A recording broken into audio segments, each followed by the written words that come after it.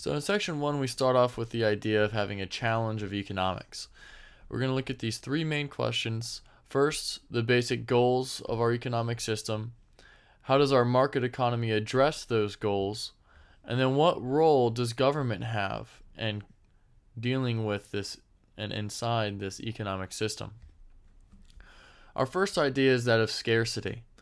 Scarcity means that we have this unlimited amount of desires, but we have a limited amount of resources. That's another way to say it, is that our wants exceed our actual resources, and time is also always scarce. So even if we have the idea of these renewable energy resources, time will always be scarce. We see economics as kind of this framework or a model to work within to figure out how we deal with scarcity. And when we have this scarcity, it forces us to make choices.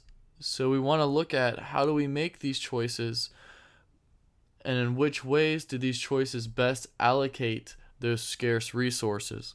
Because we want to use whatever resources we have to make ourselves as best off as possible. And this is where we get the idea of opportunity cost. So our opportunity cost is that whenever we use one resource, we're foregoing the opportunity to use it for something else. For example, if I use a banana for a smoothie, I've foregone the opportunity to use it in a banana split.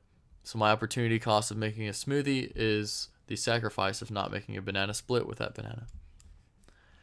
We have four main factors of production: land, labor, capital, and entrepreneurship. And we'll go into more detail into these shortly. And just remember, scarcity says that we have more desires and more uses than we actually have resources to fulfill those needs, which just leads us into the idea of having to make choices.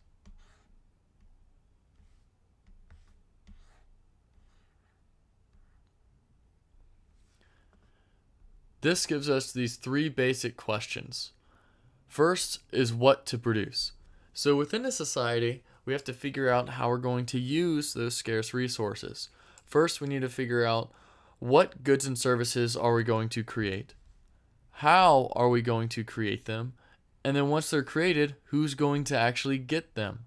So what are we going to make, how are we going to make it, and who's going to get it? To begin with the what, or what we want to decide, we have to figure out what we want most. And in doing that, we can use this production possibilities curve. So this here is our production possibilities curve, this blue line right here.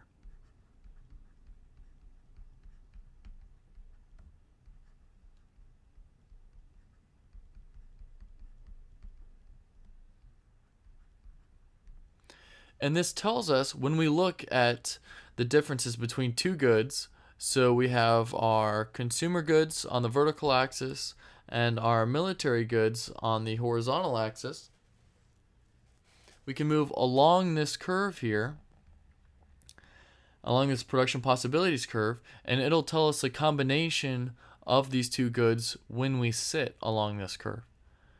For example, if we're here at point C, then we know we're making D amount of consumer goods, and we're making E amount of military goods. So at point C, we're making this many consumer goods and this many military goods. For point X, we're making F amount of consumer goods. So we're only making this much consumer goods, but we're making G amount, so more military goods. So here we're having this trade-off. As we move from C to X, we're giving up consumer goods, but we're gaining military goods. So this production possibilities curve here also tells us the trade-off that we must deal with, whether we're making consumer goods or military goods. Here at point A, This is the maximum output for our consumer goods because that's on our vertical axis. And then here at point B, this is the maximum output of our military goods because it's on our horizontal axis.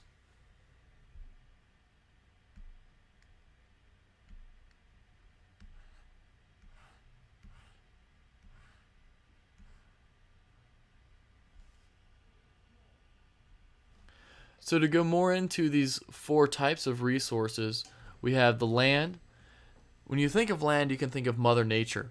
So it's these natural resources: oil, real estate, water, sand. All of those types would be land resources. Labor would be the kind of resource that you are when you go to work. You're a labor resource. You actually take your skills as a worker or as a laborer, and then you go to your job and your employer employs you as a labor resource. The capital resources are the tools that laborers use. So it could be the pencil and paper that you're using in the class right now, the computer that you're using. For me, my capital is the laptop and the nice mic and this tablet that I'm using to create this actual lecture video. So these are the tools that I use in order to provide you this lecture service. And then entrepreneurship. Entrepreneurship is the skill in taking these three goods here and then putting it into a final service or a final product. So they take the land, they take the labor, and they take the capital, and they know how to mix and combine those three resources in order to provide a finalized good or service. And just remember, this production possibilities curve here shows us the alternative combinations of goods or services that can be produced.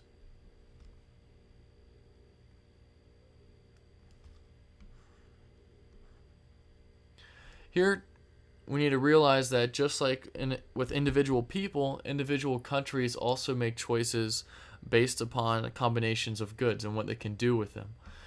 If we're to look at the U.S. as to how big the military is over time, we see that it was our largest as a share of our total output during World War II, and then has slowly crept down over time. But as we've known recently, we've started to grow our military once more since 9/11.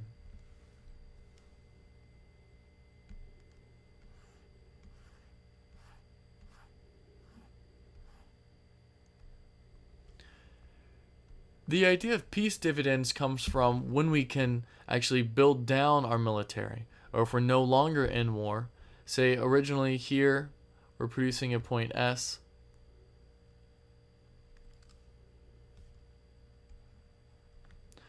So we have M1 amount of military goods, C1 amount of consumer goods. If we move over here to R, notice what happens to the amount of military goods we're now producing. It decreases. Right? We're coming closer to zero. But in exchange, we increase the amount of consumer goods. Remember that right now we have this trade-off between consumer goods and military goods. So if we stop producing as many military goods, then we can start producing more consumer goods. And this is where we kind of get an idea of the cost of war. We can look at the cost of war and its opportunity cost. So the more the more military goods we produce, this tells you all of the portion of output that we use in the military.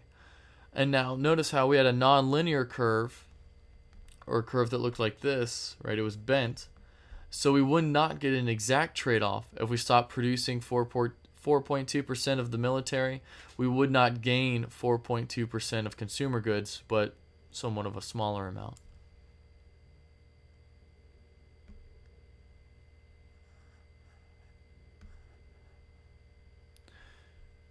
Within this, our society needs to choose an optimal mix. And that's the mix that shows us this best possible allocation between the two types of goods. When we talk about economic growth, it's the idea of expanding this production possibilities curve, or expanding our possibilities of production.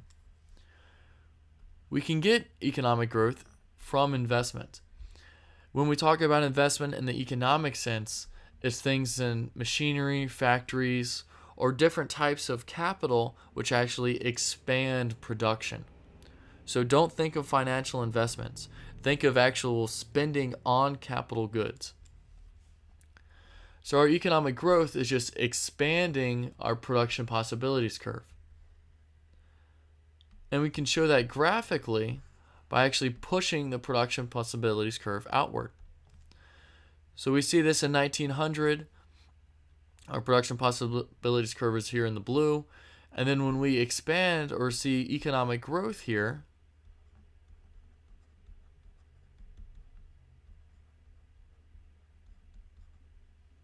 this is how we get the shift out to our red curve. And notice this is very beneficial for our society, because even if we chose to make the same amount of consumer goods in 1900, when we get this economic growth, we can now produce much more military goods after we have this growth, even if we decide to keep the same consumer goods. Or we could decide to say produce here at a different point, say point Z, call this Y, call this X. At point Z, we still have more military goods than before, but now we also have much more consumer goods.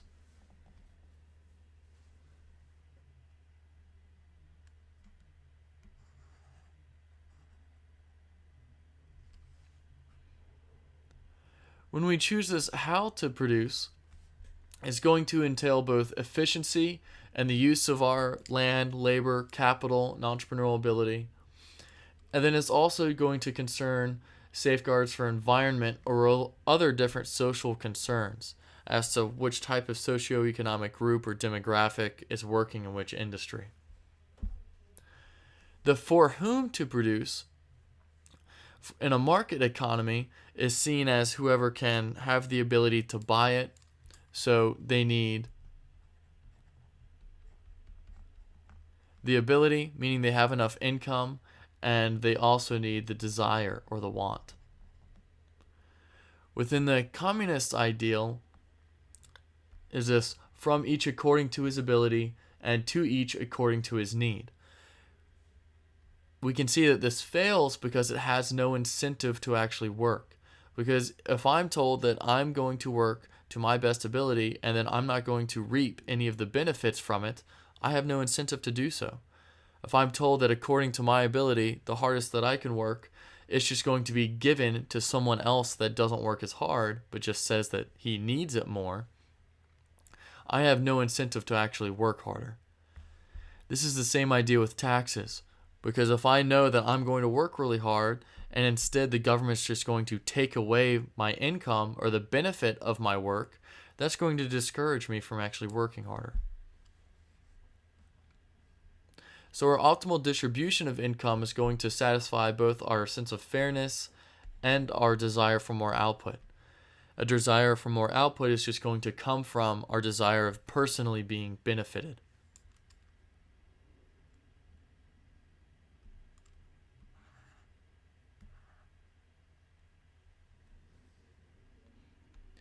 Whenever we make our choices, it's going to involve trade-offs. And because it involves trade-offs, that's where we get these conflicts. Within our political process, we're going to have our politicians vying for the constituents. So these economic decisions, such as schools and the military, are usually made through our government or through political process, with the idea that within the majority will always rule. Next, we can have this market mechanism. We can think of the market kind of as this idea. We have a bubble where you have your buyers, and then you have your sellers. And then we put them together. So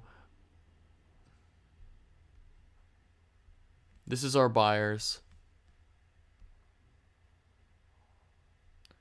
and then we also have our sellers. Here in the blue area is the market. So this is kind of your Venn diagram, if you guys remember art class. So in the market is when we have the buyers and the sellers coming together. And so the market, we get these sales and prices signals. So we're told, all right, which buyers want which goods at what prices, and the sellers tell the buyers, all right, we're willing to give you this many goods at this price. And that's the idea of this laissez-faire, or leaving the market to figure out the prices and sales. So how much of a good is being produced and at what price. Central planning is the opposite of market mechanism. It's the idea that the government is going to decide what goods are produced, at what prices are sold, and who gets them. So they decide the what, the who, and also they decide the how. So how goods and services are produced. And within the market mechanism, the individuals decide the what goods and services produced, how they're going to be made, and then who's going to get them. We live in this mixed economy, so we have a combination of both government and market mechanisms.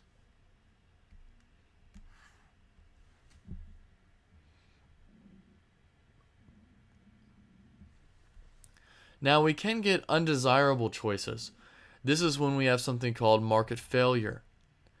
So an idea of market failure can be looking at the military, so our national defense. If I know that you're paying taxes and your taxes providing me a navy that goes along this eastern shore, thus I don't have to worry about invasion, I can just sit back and free ride or not pay any taxes and still have that same protection. This is an example of market failure because in the market I couldn't keep you from receiving that same benefit of protection. So when something like this happens, we can get the wrong mix of output. So say here, within this market outcome, we have M amount of military goods and C amount of consumer goods. While over here, in the optimal mix, we're making C prime amount of consumer goods, so we're making less consumer goods, but more military goods. Another time we can have a worse situation is if we produce at a point inside this production possibilities curve. So like here at N, this is when we'd have a recession. So here we're making more military goods, but less consumer goods. But it's a recession because we could make at this amount of consumer goods, if we were to produce on this curve, say here at point A, then we could have the same amount of consumer goods and still have more military goods. Just this idea of market failure is that we don't produce the best possible mix of output. So if the optimal mix here is at point X and we're producing at point M, then we've had this market failure.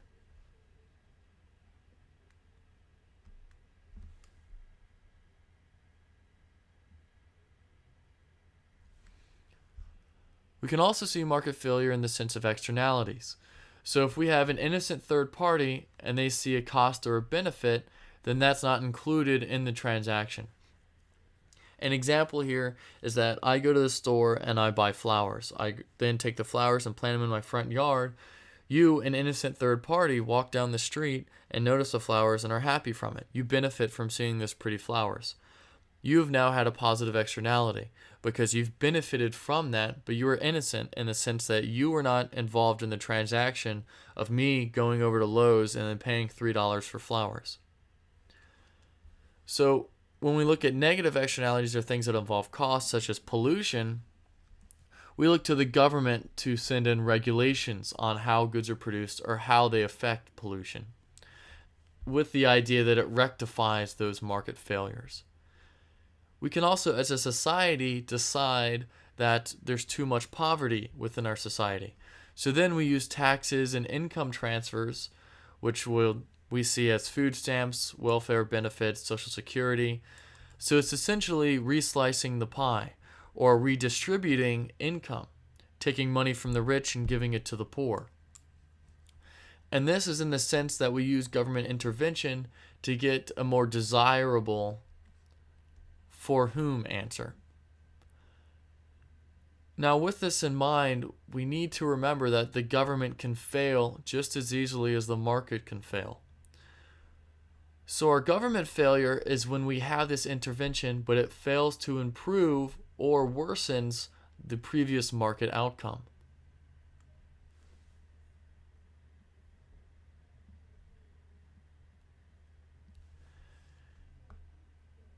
This can possibly occur, say here, we have a market outcome at M, we have C, consumer goods, M, military goods. When we want X,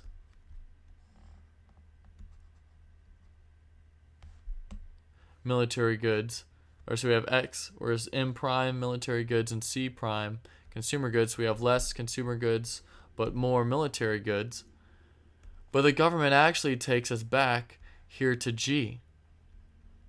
So our government would give us more consumer goods and less military goods, when really that's not what the optimal mix is.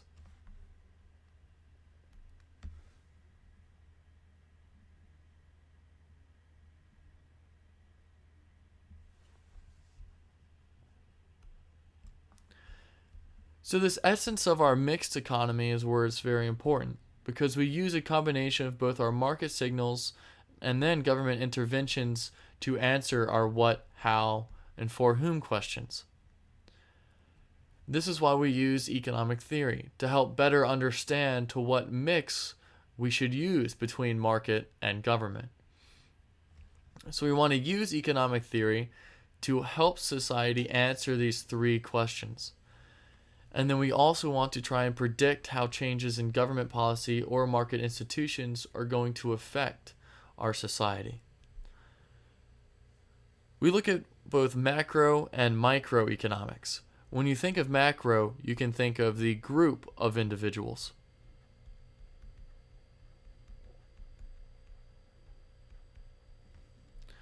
When you think of microeconomics, you can think of a single individual.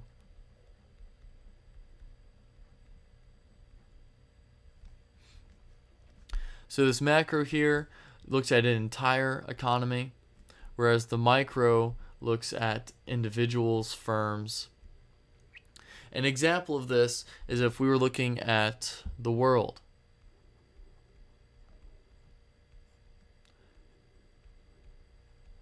Then the macro would be the macro would be all countries. And then the micro would be a single country.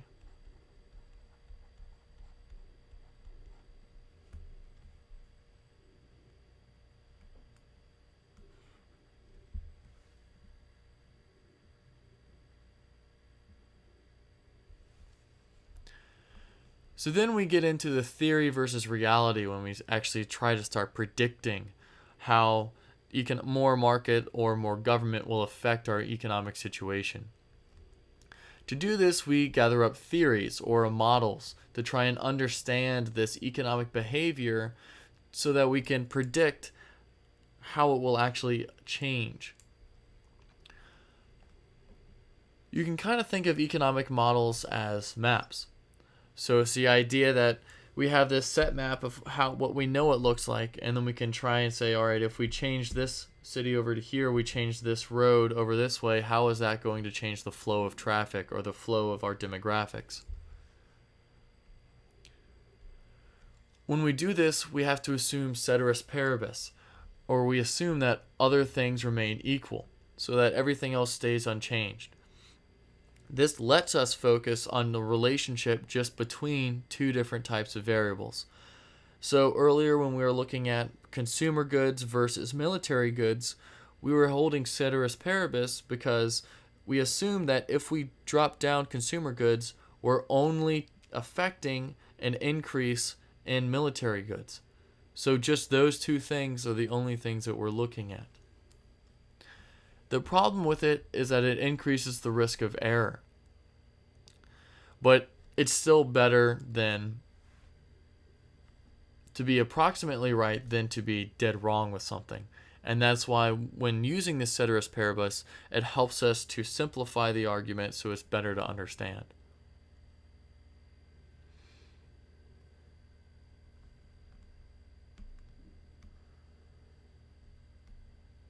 Politicians look at being more than approximately right. Right? We want them to be able to understand where our government should actually be going or how our government should affect that. And so to do that, we need economists to contribute policy decisions because they predict the economic behavior, which tells, all right, if government changes a certain way, what's going to be the economic impact. But we need to remember that there's always a substantial margin of error in these predictions. But our main goal is to develop a perspective, at least, on this economic behavior within society, and then to try and gain an understanding of how people answer these three questions as to the what, the how, and the for whom, and the idea of how people make choices, so that we have these unlimited desires, but we have a limited or scarce amount of resources to fulfill those desires.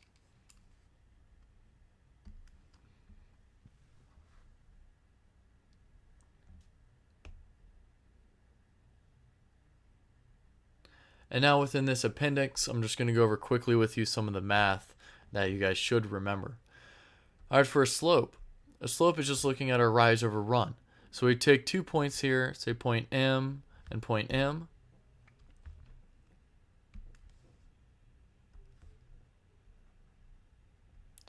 So when we go from point M to point N, here we know our slope is just equal to rise over run.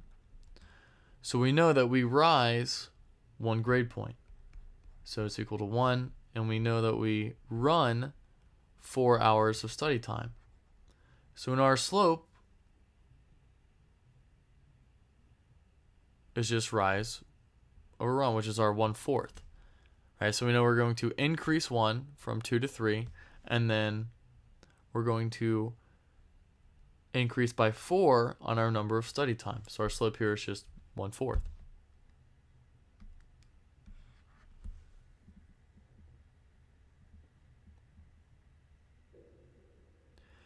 When we have a shift of our curve, so if we were to actually move from this dashed line to our new curve here, that's when we have a change in the underlying relationship between the two variables. So say here, if our study time and our grade point average, we get a new type of grading system. Grading system actually makes it more difficult to study or difficult to get the grades that we want. Because originally, here at point M, we could study for 8 hours and receive a 2.0. Whereas now, with the new grading system, in order to get a 2.0, we have to study for 12 hours. So that's how we know that this new grading system has made it more difficult. So just remember that a shift happens after we have a change in the underlying relationship.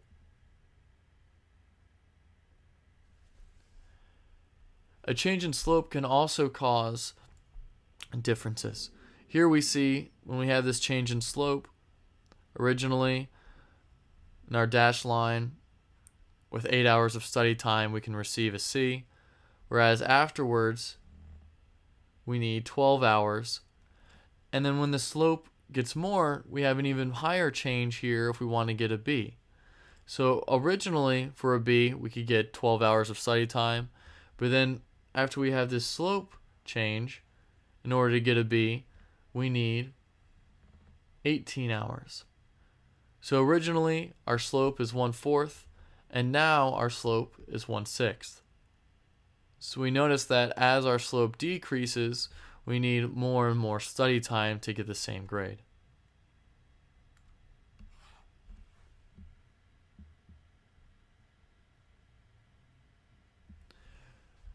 And then the last part is explaining this nonlinear relationship. The importance with the nonlinear relationship is that when you pick each point on the graph, it's going to have a different slope. So say here, if we're going from y to x,